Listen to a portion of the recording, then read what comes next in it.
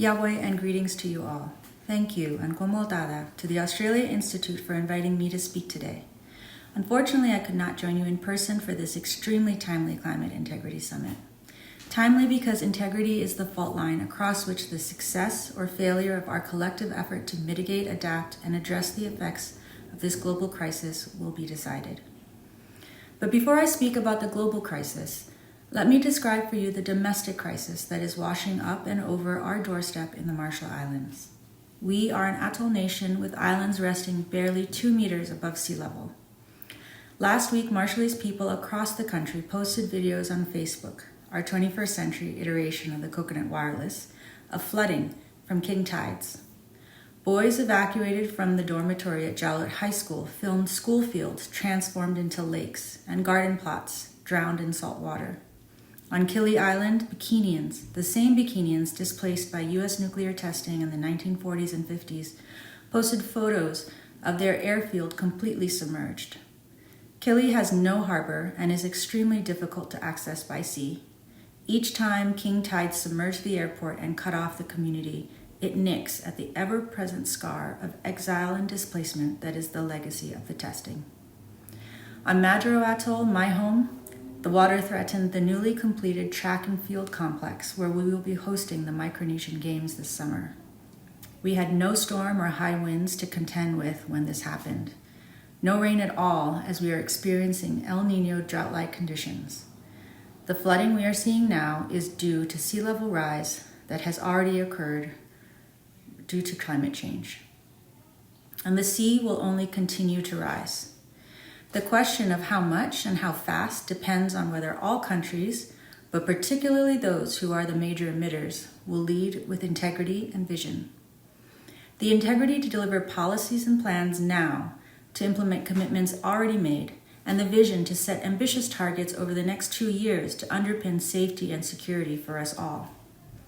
For we know that the Marshall Islands is not alone anymore in feeling the effects of climate change. Flooding, drought, and fires, mass coral bleaching, and migrating fish stocks are all familiar to you too. We are all running out of time. The science tells us what we need to do to respond. Systemic transformation across all sectors is required, and it must happen this decade. The root of this crisis lies in the ground. You cannot solve a problem without getting to its root cause. For this reason, the Marshall Islands fought tooth and nail for a fossil fuel phase-out last year, alongside our Pacific Island colleagues. The result? Last December at COP28 in Dubai, your country sat alongside mine and over 200 other countries to agree to transition away from fossil fuels in line with 1.5 degrees Celsius. Australia was a main proponent of this language, having agreed similar language at the Pacific Island Forum meeting just prior to COP.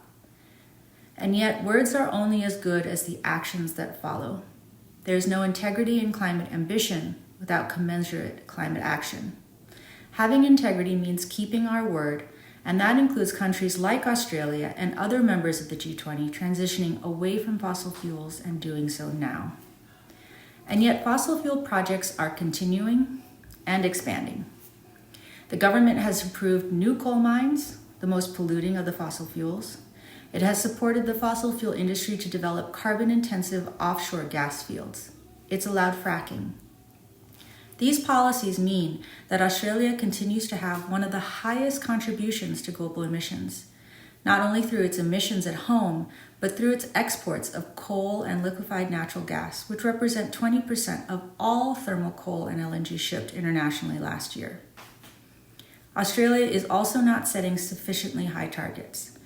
Its most recent nationally determined contribution in December 2023 was rated as insufficient by Climate Analytics. In the Marshall Islands, as in many of the other large ocean states in our beautiful blue Pacific region, leading by example on ambition is a hallmark of our climate policies and plans. The Marshall Islands was one of the very first countries to submit an enhanced nationally determined contribution back in 2018, followed closely by an electricity roadmap that laid out our pathway to transitioning away from fossil fuels and scaling up renewables.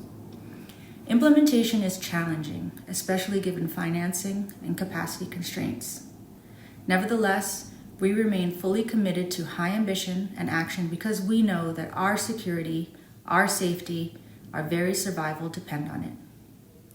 The crux of the problem is that our security, our safety, and our very survival depend even more on the climate ambition and action of countries like yours. Certainly, transitioning energy and other systems in Australia presents vastly different challenges and opportunities. But you have all the tools that we lack at your fingertips. Access to finance, to raw materials, human resource capacity, and the technology. We need you to join the rest of our Pacific family in leading by example and deploying these tools for the safety and security of us all. We will be looking to Australia and other governments that are lagging behind to prepare ambitious new targets in line with 1.5C ahead of COP30 in Brazil. We recognize that your current government has stepped up outreach in the region. In 2021, Australia opened its embassy in the Marshall Islands as part of its broader Pacific Step Up commitment to establish a presence in each Pacific Island Forum country. With that dedicated presence, we have seen closer cooperation and a deeper understanding of our unique needs, particularly in terms of adaptation. Australia is a key supporter in the rollout of the initial phase of our National Adaptation Plan, providing 2.5 million Australian dollars over 5 years of flexible, programmatic, and predictable funding. This is very much appreciated, and we hope that support will not only be extended, but enhanced, because the costs of climate change in my country are staggering. Our National Adaptation Plan alone estimates that $1 billion will be needed to provide comprehensive coastal protection of both urban centers in the Marshalls up to 20 inches of sea level rise. And the cost of protecting all atolls to the 2 meters of sea level rise that we can expect without drastic mitigation action is $35 billion. This brings me to my final point, which is on finance. This is an important year in the climate process because we need to agree on a new goal for climate finance. And it is clear that we need a drastic scale-up of public grant funding, as well as to explore and implement innovative forms of finance, like levies on fossil fuels, that could provide new revenue for climate needs. There is a growing recognition that the financial architecture built in the wake of the world wars is not equipped for the current moment. The Pacific is active in discussions on where the gaps are greatest, particularly for small island developing states. We look to Australia to work closely with us as we push for the necessary reforms to unlock financing that supports development on a livable planet, especially for the most vulnerable. A starting point must be repurposing money that is working against the interests of a safe future, which is what subsidies for fossil fuels do. There is no sane reason to fund industries that are already profiting from our destruction. And we will look with skepticism on any developed country that tells us there is no money to be found for increases in climate finance when they continue to cut deals for their fossil fuel industries. A great deal of Australia's money is going towards the very fossil fuels that they've agreed to transition away from. Last year, $11.1 billion worth of spending and tax breaks went to fossil fuel industries. According to the Kimura Report on Decarbonization in the Pacific, 8 Pacific countries could transition their economies to 100% renewables for less than a seventh of that amount. As the impacts of the climate crisis pile on, we can't afford any more doublespeak.